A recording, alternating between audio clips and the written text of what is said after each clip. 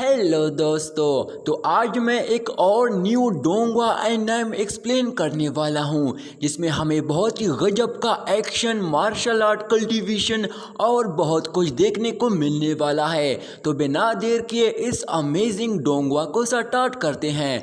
तो एपिसोड के स्टार्टिंग में हम फेंग टाइन नाम के एक पीक माउंटेन्स को देखते हैं जहां एक बहुत ही बड़ी जंग चल रही होती है। हमारा मेन कैरेक्टर चू यांग ने अकेले ही एक असैसिन आर्मी के आधे से ज़्यादा सोल्जर्स को अकेले ही ख़त्म कर दिया होता है।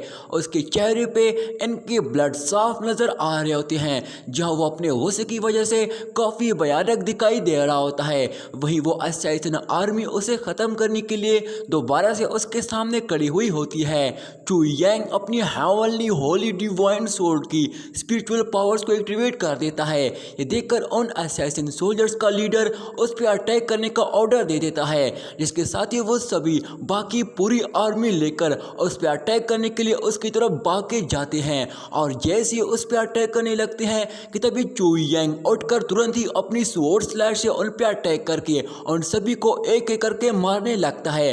जिसके बाद वो एस्केप टेक्निक का इस्तेमाल करते हुए फ्लैश की स्पीड से भी तेज रफ्तार से उन सभी पे स्वॉर्ड से अटैक करते हुए उन्हें जान से मारने लगता है।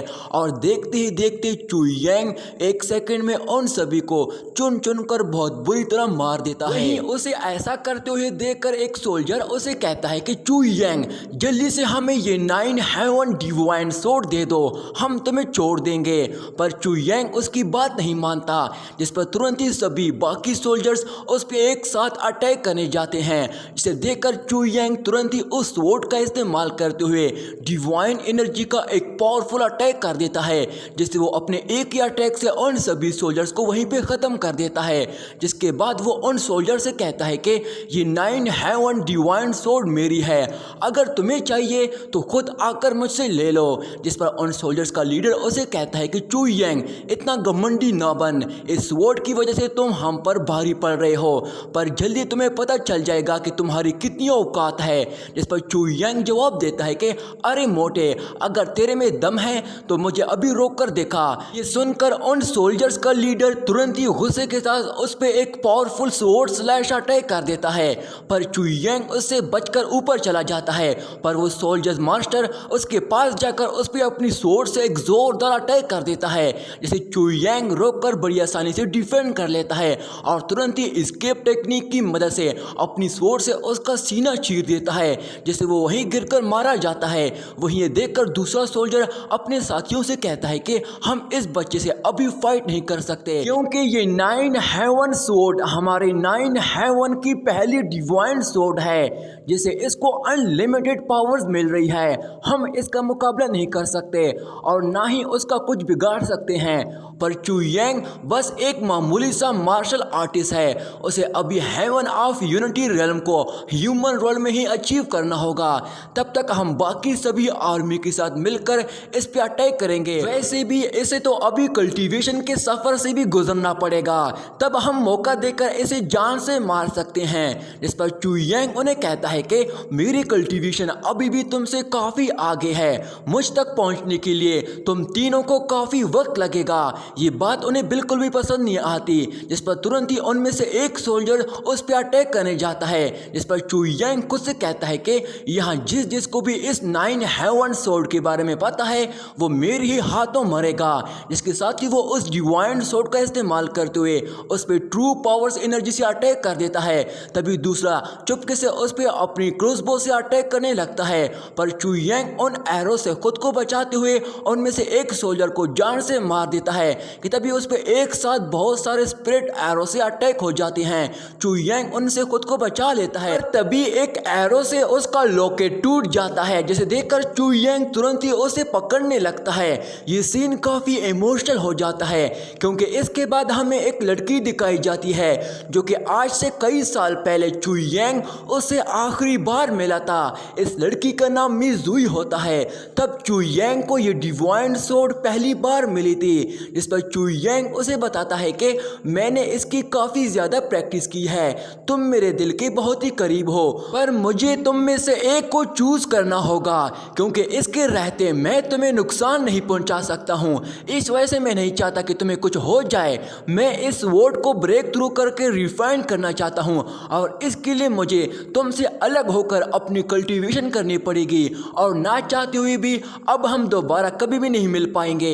वहीं ये सब सुनकर मिस जुई काफ़ी परेशान दिखाई दे रही होती है क्योंकि वो चू यांग से बहुत ही प्यार करती है और वो भी ना चाहते हुए भी उसे रोक नहीं पाती और उसे छोड़कर चली जाती है। पर तब वापस जाते वक्त वो अपने उस लॉकेट को देखती है जो कि उसने चू यांग के लिए बनाया था।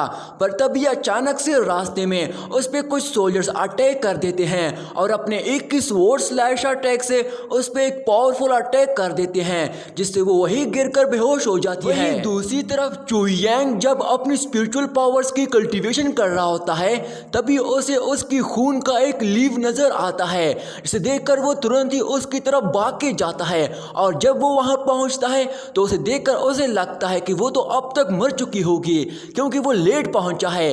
वही चू यांग की भी यही एक जिंदगी थी जिसके लिए वो सब कुछ कर रहा था और वो भी उसे छोड़कर हमेशा के लिए छोड़कर चली गई है। पर तभी हम देखते हैं कि उसकी सांसें तब चल रही होती है और वो मरने से पहले चू यांग को अपना वो लॉकेट दे देती है और उसे कहती है कि चू यांग, चाहे आज के बाद तुम मुझे दोबारा कभी नहीं देख पाओ, पर जब तक मेरी ये निशानी तुम्हारे साथ रहेगी तुम्हें ऐसा लगेगा कि मैं तुम्हारे साथ हूँ, जिससे तुम्हारा हौसला बढ़ेगा और दुनिया की हर युद्ध तुम जीत पाओगे। और इतना कहती ही वो मर जाती है। उसके बाद हमारा ये सीन वापस वहीं पे आ जाता है जहाँ हम देखते हैं कि वो मैजिकल लॉकेट टूटने की वजह से वो उसके आंखों के सामने वहाँ पे गायब हो जाता है, जिस वजह से चू यांग उसके लिए रोने लगता है और फिर खुद से कहता है कि मुझे लगा तुम हमेशा मेरे साथ रहोगी और तुम्हारी मोहब्बत की वजह से मैं हेवनली रेल्म को भी ब्रेक थ्रू कर लूँगा। अब तो मुझे ऐसा लगता है कि मैं अपनी जान भी अब नहीं बचा पाऊँगा क्योंकि मेरे पास तुम्हारी ताकत नहीं है, लेकिन मेरे पास 9 हेवन डिवाइन सोर्ड होने के बाद भी मुझे ऐसा लग रहा है जैसे मैंने अपने इस दुनिया में सब कुछ खो दिया और इस बात से अब मेरा कोई भी कुछ नहीं बिगाड़ सकता। जिसके साथ ही वो गुस्से के साथ उठकर अपनी डिवाइन सोर्ड में पावरफुल ट्रू फायर एनर्जी की ऑरा स्टोर करने लगता है, जिसके बाद वो अपनी एस्केप टेक्निक का इस्तेमाल करते हुए उन सभी पे डिवाइन सोर्ड से अटैक करते हुए उन्हें मारने लगता है। चू यांग तेजी से आगे बढ़ते हुए 1 सेकंड में उन सभी सोल्जर्स को एक साथ खत्म कर देता है। पर इतना सारा खून बहाने के बाद भी चू यांग का मन शांत नहीं हो पा रहा होता है। पर तभी वहां आसमान में फॉर्मेशन अरे एक्टिवेट हो जाती है, जिसे 3 सुप्रीम एल्डर मास्टर बाहर आ जाते हैं और वो सभी तुरंत ही चू यांग पे अटैक करना शुरू कर देते हैं। पर चू यांग अभी भी रोकने वाला नहीं था, वो उनके अटैक से बचते हुए बड़ी आसानी से उन्हें डिफेंड कर लेता है। जिस पर एक एल्डर मास्टर उसे कहता है कि लगता है आज कोई दिल से चाहता है कि उसकी मौत हमारे हाथों हो जाए, पर बच्चे मैं इस जिंदगी में तो तुमसे फाइट नहीं करना चाहता हूँ, मेरे लिए ये शर्मिंदगी की बात है। जिस पर लेडी एल्डर मास्टर उसे कहती है कि बच्चे तुम्हारे पास 9 हेवन डिवाइन सोर्ड है, तुमने यहाँ बहुत सारा खून बहाया है और सभी सोल्जर्स का कत्ल किया है, इसलिए इस वोट के हकदार तुम बिल्कुल भी नहीं हो, ये तुम जैसों के लिए नहीं बनी। जिस पर तीसरा एल्डर मास्टर उसे कहता है कि बात करने का कोई मतलब नहीं बनता, हमें चू यांग को जान से मारना होगा। जिस पर चू यांग उन्हें जवाब देता है कि अच्छा तो अब तीनों यहाँ विंड एंड थंडर टेरेस पे आकर मुझे जान से मारना चाहते हो, मैंने कभी सोचा नहीं था कि यहाँ की किंग इतना भी चुपके से अटैक करने का सोचेगा। जिस पर वो किंग उसे गुस्से के साथ जवाब देता है कि बच्चे ये जगह तुम जैसे एक बेकार मार्शल आर्ट मास्टर के लिए बिल्कुल भी नहीं है। जिसके साथ ही वो तीनों सुप्रीम एल्डर मास्टर अपनी स्पिरिचुअल पावर्स को एक्टिवेट कर देते हैं और जैसे ही सुप्रीम मास्टर उस पर अपनी लाइट एनर्जी पावर से उस पर शूट करता है, चू यांग उसके अटैक को डिफेंड करते हुए बड़ी आसानी से खुद को बचा लेता है। जिसे देखकर लेडी सुप्रीम मास्टर तुरंत ही पावर स्टोन से उस पर अटैक करना शुरू कर देती है। वहीं चू यांग उसके अटैक से बचते हुए तुरंत ही उनकी तरफ बढ़ने लगता है, पर एल्डर मास्टर अपनी लाइट एनर्जी से उसे रोककर नीचे फेंक देता है, जिससे उसकी सोर्ड दूर जाकर गिर जाती है। जिस पर चू यांग उन्हें कहता है कि तुम्हें मेरी 9 हेवन डिवाइन सोर्ड चाहिए है ना। जिस पर एल्डर मास्टर से जवाब देता है कि हमें ये 9 हेवन डिवाइन सोर्ड बिल्कुल भी नहीं चाहिए बच्चे, हम तुम्हें जान से मारना चाहते हैं। जिस पर लेडी मास्टर उसे कहती है कि चू यांग, तुम भी 9 हेवन स्वॉर्ड के मास्टर हो, लेकिन इससे ज्यादा तुम बेवकूफ हो, क्योंकि तुम्हें नहीं पता तुम्हारे अलावा ये भी विंड एंड थंडर टेरेस पे इस 9 हेवन स्वॉर्ड को हासिल करने आया है और तुम्हारी वजह से ये मास्टर मू भी यहाँ आए हैं। ये सुनकर चू यांग उठकर हंसने लगता है और अपनी टूटी हुई डिवाइन स्वॉर्ड को दोबारा अपने हाथ में पकड़ लेता है और मू टियानजी से कहता है कि मैं अपने इस स्वॉर्ड से तुम्हारी जान ले सकता हूँ, इसलिए अच्छा होगा चुपचाप यहाँ से दफा हो जाओ, क्योंकि अब तुम इनके साथ मिल चुके हो और तुम भी मुझे जान से मारना चाहते हो। इस पर टियानजी जवाब देता है कि मैंने तो ऐसा कुछ भी नहीं किया, वो तो तुम हो जो ये सब कर रहे हो। तुमने जो किया है उसके बाद तुम मुझे ऐसा बोल रहे हो और ये ब्रोकन स्वॉर्ड तुमने मुझसे ज़्यादा इंपॉर्टेंट है। इस पर चू यांग जवाब देता है कि इस वक्त मेरे लिए कुछ भी मायने नहीं रखता, हम दोनों की पसंद एक है, पर आज तुम एक 9 हेवन डिवाइन स्वॉर्ड के लिए अपने ही भाई को धोखा देना चाहते हो। जिस पर टियानजी उसे जवाब देता है कि नहीं, तुम इस स्वॉर्ड को पाने के लिए मर रहे हो, पर मैं तुम जैसा कभी नहीं हो सकता। जिसके साथ ही वो वहां से पीछे जाने लगता है। इसके साथ ही एल्डर मास्टर भी तुरंत ही चू यांग पे एक पावरफुल अटैक कर देते हैं, जिसे चू यांग डिफेंड नहीं कर पाता और दूर जाकर गिरता है। चू यांग उठने की कोशिश करता है पर काफी इंजर्ड होने की वजह से उठ नहीं पा रहा होता है, पर वो दोबारा हिम्मत करके अपनी स्वॉर्ड को दोबारा से जोड़ देता है और फिर तुरंत ही उठकर खड़ा हो जाता है और खुद से कहता है कि तुम सभी को ये डिवाइन स्वॉर्ड चाहिए, पर मेरे होते हुए तुम में से किसी को भी नहीं मिल सकती। इसके साथ ही वो अपनी बॉडी से काफी पावरफुल स्पिरिचुअल पावर्स एनर्जी की ऑरा को रिलीज करने लगता है, जिसे देखकर वो सभी काफी शॉक हो जाते हैं और घबरा जाते हैं।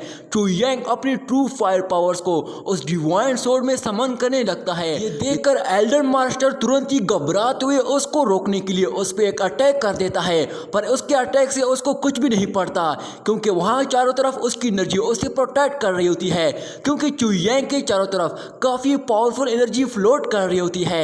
चू यांग इतनी पावरफुल एनर्जी को रिलीज कर रहा होता है कि वहां की सारी स्मॉल स्टोन भी हवा में फ्लोट करने लगते हैं।